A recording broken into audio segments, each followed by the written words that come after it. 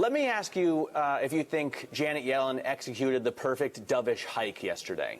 I think what she executed was a hike that was largely priced in, especially over the recent weeks.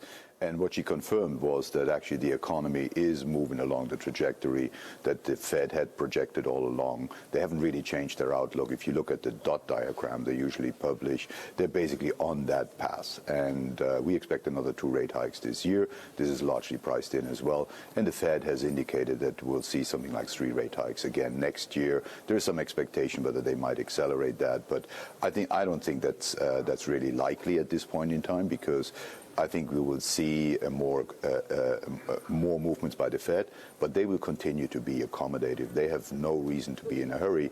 The recent tick-up in inflation was largely produced by a rebound in oil, so it really hasn't affected core numbers. It is headline inflation, and that will basically taper off towards the end of this year, because it's peaked really in February, March. We'll see more of a sideward movement of inflation rather than a continuous rise, not just in the U.S., but globally. So I think they can take their time, but they are clearly on a path, and they find their projections justified by the data. What does this do to the dollar? How closely do they watch that, first of all? I mean, as a former central banker, how closely do you watch the currency that your moves affect, and how important is that?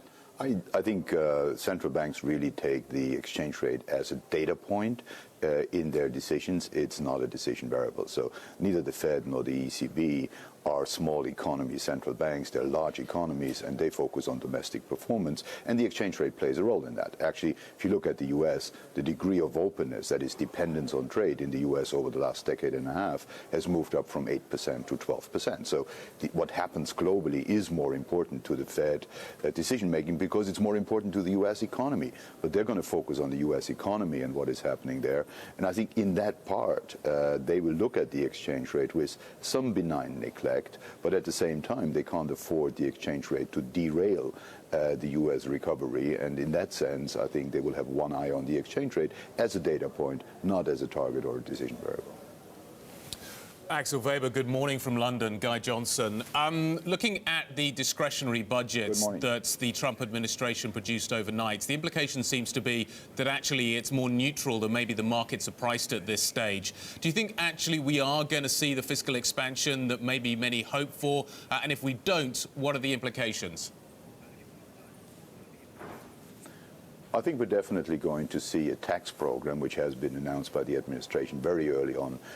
And the question always was, how is that going to be financed? Is that going to be financed by reducing expenditure, or are they going to issue more debt? And therefore, will that be accepted in the conservative quarters of the Republican Party, who always had issues with the debt ceiling when the Democratic government was close to that? So what the indication we're getting from here is a large part of the counterfinancing of those tax reductions is going to happen by cutting also expenditure, and some of the sectors affected most heavily.